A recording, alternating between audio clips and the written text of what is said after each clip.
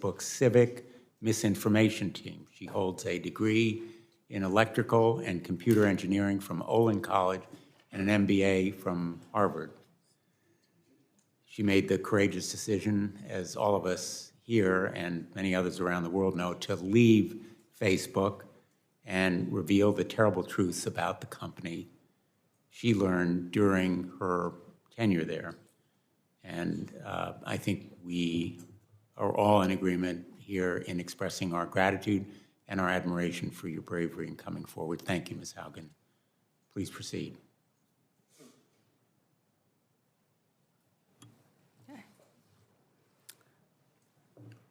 Good afternoon, Chairman Blumenthal, Ranking Member Blackburn, and members of the subcommittee. Thank you for the opportunity to appear before you. My name is Frances Haugen. I used to work at Facebook. I joined Facebook because I think Facebook has the potential to bring out the best in us. But I'm here today because I believe Facebook's products harm children, stoke division, and weaken our democracy. The company's leadership knows how to make Facebook and Instagram safer, but won't make the necessary changes because they have put their astronomical profits before people. Congressional action is needed. They won't solve this crisis without your help. Yesterday, we saw Facebook get taken off the internet.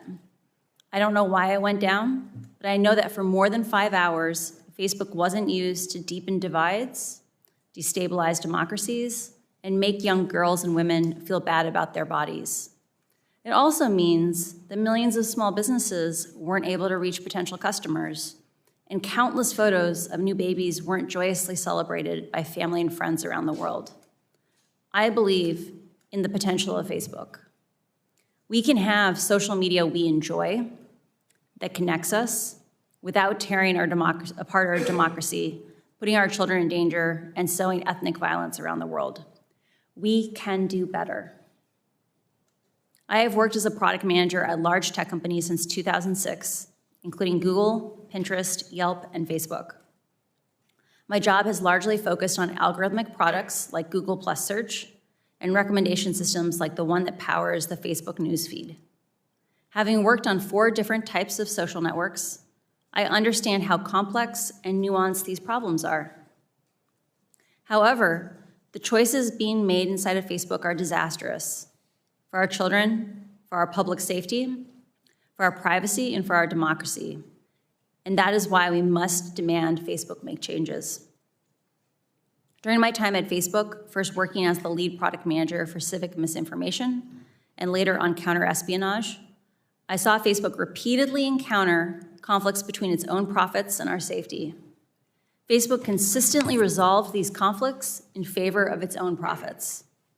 The result has been more division, more harm, more lies, more threats, and more combat. In some cases, this dangerous online talk has led to actual violence that harms and even kills people. This is not simply a matter of certain social media users being angry or unstable, or about one side being radicalized against the other. It is about Facebook choosing to grow at all costs, becoming an almost $1 trillion company by buying its profits with our safety. During my time at Facebook, I came to realize a devastating truth. Almost no one outside of Facebook knows what happens inside of Facebook. The company intentionally hides vital information from the public, from the US government, and from governments around the world. The documents I have provided to Congress prove that Facebook has repeatedly misled the public about what its own research reveals about the safety of children, the efficacy of its artificial intelligence systems, and its role in spreading divisive and extreme messages. I came forward because I believe that every human being deserves the dignity of the truth. The severity of this crisis demands that we break out of our previous regulatory frames. Facebook wants to trick you into thinking that privacy protections or changes to Section 230 alone will be sufficient. While important, these will not get to the core of the issue, which is that no one truly understands the destructive choices made by Facebook except Facebook. We can afford nothing less than full transparency. As long as Facebook is operating in the shadows, hiding its research from public scrutiny, it is unaccountable. Until the incentives change, Facebook will not change. Left alone, Facebook will continue to make choices that go against the common good, our common good. When we realized big tobacco was hiding the harms it caused, the government took action. When we figured out cars were safer with seatbelts, the government took action. And when our government learned that opioids were taking lives, the government took action. I implore you to do the same here. Today, Facebook shapes our perception of the world by choosing the information we see. Even those who don't use Facebook are impacted by the majority who do. A company with such frightening influence over so many people, over their deepest thoughts, feelings, and behavior, needs real oversight. But Facebook's closed design means it has no real oversight. Only Facebook knows how it personalizes your feed for you. At other large tech companies like Google, any independent researcher can download from the internet the company's search results and write papers about what they find. And they do. But Facebook hides behind walls that keeps researchers and regulators from understanding the true dynamics of their system. Facebook will tell you privacy means they can't give you data. This is not true. When tobacco companies claimed that filtered cigarettes were safer for consumers, scientists could independently invalidate these marketing messages and confirm that, in fact, they posed a greater threat to human health. The public cannot do the same with Facebook. We are given no other option than to take their marketing messages on blind faith. Not only does the company hide most of its own data, my disclosure has proved that when Facebook is directly asked questions as important as, how do you impact the health and safety of our children, they mislead and they choose to mislead and misdirect. Facebook has not earned our blind faith. This inability to see into Facebook's actual systems and confirm how they work is communicated and confirm that they work as communicated is like the Department of Transportation regulating cars by only watching them drive down the highway. Today, no regulator has a menu of solutions for how to fix Facebook because Facebook didn't want them to know enough about what's causing the problems. Otherwise, there wouldn't have been need for a whistleblower.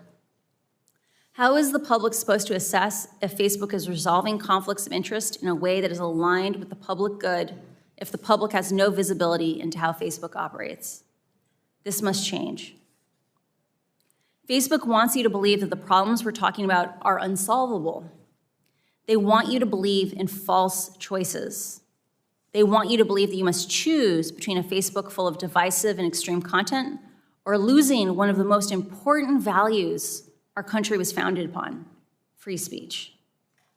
That you must choose between public oversight of Facebook's choices and your personal privacy.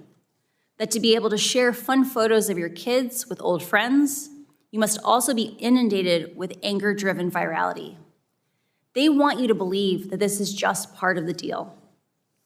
I am here today to tell you that's not true. These problems are solvable.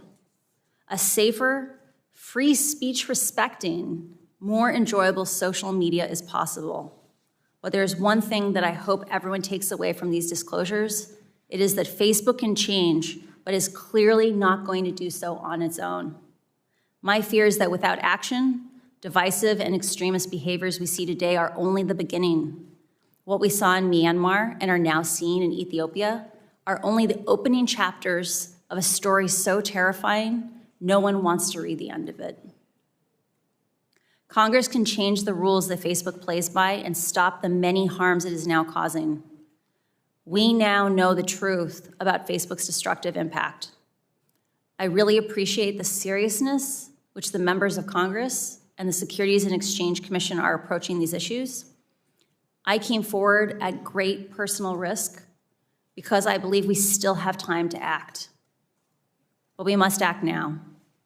I'm asking you, our elected representatives, to act. Thank you. Thank you, Ms. Haugen. Thank you for taking that personal risk, and we will do anything and everything